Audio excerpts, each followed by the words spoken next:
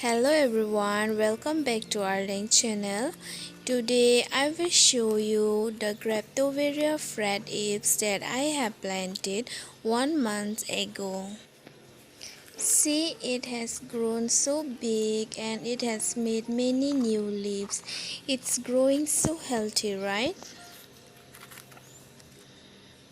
While I was growing this, I was using 50% garden soil and 50% river sand. I am not using any compost or manure.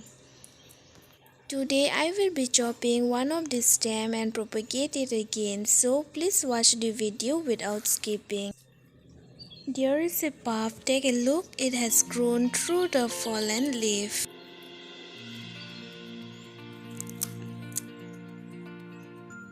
Today I will chop this big stem and propagate it again by the same technique that I have done before.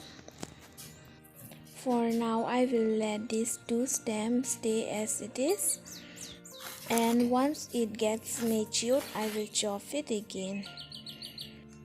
This is one of the most easy growing succulent plant, so beginners can start planting with Fred Ives because it doesn't get rot easily although it's summer, and it doesn't need much care also.